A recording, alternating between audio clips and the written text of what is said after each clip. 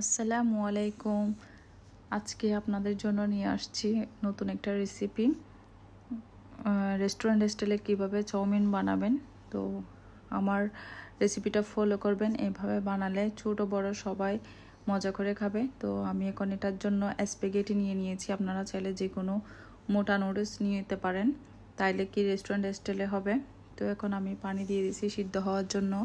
এখানে 1 টেবিল চামচ তেল দিয়েছি, এরপর লবণ দিয়েছি হালকা করে। তো আমি একটা সস তৈরি করব, ওইটাতে সসের মধ্যে লবণ থাকবে, সেজন্য পরিমাণটা বুঝে দিবেন লবণ। তো এখন আমার নুডলসগুলো সিদ্ধ করা হয়ে গেছে। এগুলোকে আমি একটা ছাঁকনিতে ঢেলে নিব। তারপর এখানে 1 টেবিল চামচ তেল অ্যাড করব, যেন এগুলো একটার সাথে একটা লেগে না যায়। ভালোভাবে মিক্স করে নিব তেল অ্যাড করে। এরপর আমি সসটা রেডি করব। এর জন্য কি কি লাগে দেখে আসি চলুন।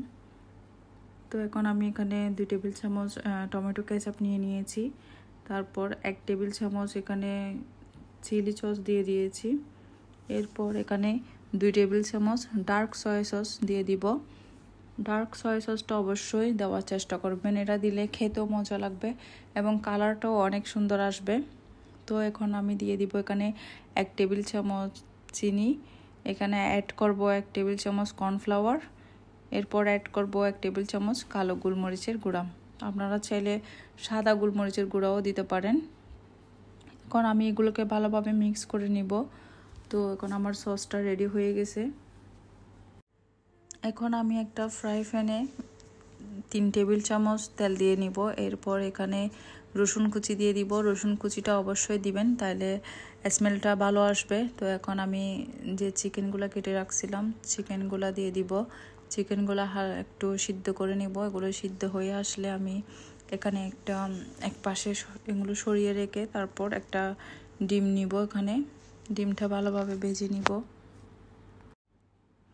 তো ডিমটা ভাজা হয়ে গেলে আমি এখানে এক এক করে সবজিগুলো দিয়ে দিব। এখানে জন্য আমি বাঁধাকপি কুচি নিয়েছি, এরপর হচ্ছে এখানে গাজর কুচি, তারপর পেঁয়াজ কুচি, এরপর হচ্ছে ক্যাপসিকাম কুচি। আপনারাও চাইলে আপনাদের পছন্দ মতো সবজি অ্যাড করতে পারেন। তো আমার হাতের কাছে যেগুলো ছিল এগুলো দিয়ে আমি রেডি করছি।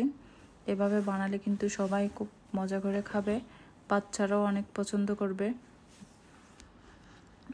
সাথে বড়রাও।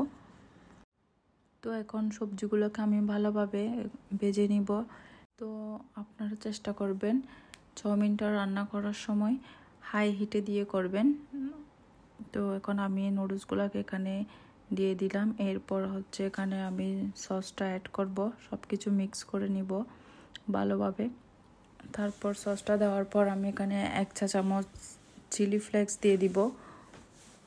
তো সব কিছু একসাথে দিয়ে আমি ভালোভাবে মিক্স করে নিব।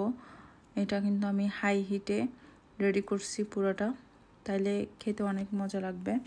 তো দেখতে যেরকম সুন্দর লাগতেছে, খেতেও কিন্তু সেরকম স্বাদ হয়েছে। তো সবাই অনেক পছন্দ করছে, সবাই একদম প্লেট খালি করে ফেলছে। এভাবে বানানোর চেষ্টা করবেন, তাহলে সবাই অনেক মজা করে খাবে।